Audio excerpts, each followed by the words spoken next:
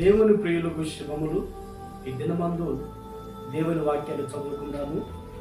సామెతల పుస్తకము 8వ అధ్యాయము 34వ వాక్యాన్ని మనం చదువుకున్నప్పుడు, అనుదినము నా గడప యొద్ద కనిపెట్టుకొని, నా ద్వార బంధముల యొద్ద కాచుకొని, నా ఉపదేశం వినువారు ధన్యులు. ప్రియ దేవుని బిడ్డలారా, తల్లి తండ్రులైన వారు తమ పిల్లలకు ఉపదేశము చేస్తారు. సమాజంలో రీతిగా బ్రతకాలి, ఎవరితో ఏ రీతిగా మాట్లాడాలి, ప్రయాణం చేసేటప్పుడు ఏ రీతిగా జాగ్రత్తలు తీసుకోవాలి, ఇలాగున ఉపదేశం చేస్తారు. ఎందుకు అంటే అది వారి భవిష్యత్తుకి, వారి జీవితానికి దీవెనకరంగా ఉంటుందని. దేవుడు అంతకన్నా శ్రేష్టమైన ఉపదేశాన్ని బైబిల్ గ్రంథంలో మన కొరకు రాసి ఉంచి ఉన్నారు. ఎవరైతే ప్రతి దినము ఆ ఉపదేశం కొరకు, ఆ ఉపదేశం వినాలని, ఆ ఉపదేశము ధ్యానించాలని, ఆ ఉపదేశ ప్రకారంగా నడిపించబడాలని ఆశతో, ఆసక్తితో కాచుకొని ఆ రీతిగా బ్రతుకుతారో, దీవెనకరమైన మార్గాలలో వారు నడిపించబడతారు. ఆ ఉపదేశము వారికి ఆశీర్వదకరంగా మారుతుంది. బైబిల్లో ఉపదేశం వలన కలిగే ఆశీర్వాదాలు అనేకముగా మనం గమనిస్తూ ఉంటాము. నా ఉపదేశము అంగీకరించువాడు సురక్షితముగా ఉండును అని లేఖనాల్లో మనం గమనిస్తూ ఉంటాము. నిజమే కదా? దేవుని యొక్క ఉపదేశం ఎవరైతే అంగీకరిస్తారో, వింటారో, ఆచరిస్తారో వారు సురక్షితముగా ఉంటారు. ఎందుకు అంటే ఆ ఉపదేశము అంగీకరించిన వ్యక్తిని లోకములోనికి తీసుకుని వెళ్ళదు, చెడు సహవాసానికి తీసుకొని వెళ్ళదు, చెడు మార్గంలోనికి తీసుకొని వెళ్ళదు.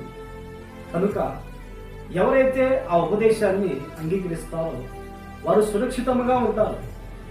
తమ ప్రవర్తన కాచుకుంటారు, భక్తిగా జీవిస్తారు, దేవునికి ఇష్టమైన మార్గాలలో నడిపించబడతారు. అంతేకాదు, దేవుని ఉపదేశము వినువారు, అంగీకరించేవారు నడవలసిన మార్గాలలో ఉపదేశము నడిపిస్తుంది. ఆత్మీయ జీవితంలో ఎలా నడిపించబడాలో, ఈ లోకంలో ఎలా బ్రతకాలో ఆ ఉపదేశము మనకి దారి చూపిస్తుంది. క్షేమకరమైన, దీవెనకరమైన మార్గాల్లో నడిపిస్తుంది.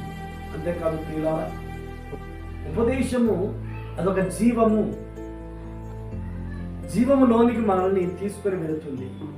ఈ లోక సంబంధమైన ఉగ్రతల నుంచి మనం తప్పించి దేవుని ఎదుట మనల్ని నిలబెడుతుంది. కనుక మన బ్రతుకు దినములన్నిట ఆ శ్రేష్టమైన ఉపదేశాన్ని ప్రతి దినము కూడా ధ్యానిస్తూ, అనుసరిస్తూ ఆ ప్రకారంగా జీవించినప్పుడు ఆ జీవితానికి ఒక దీవెనకరంగా మారుతుంది.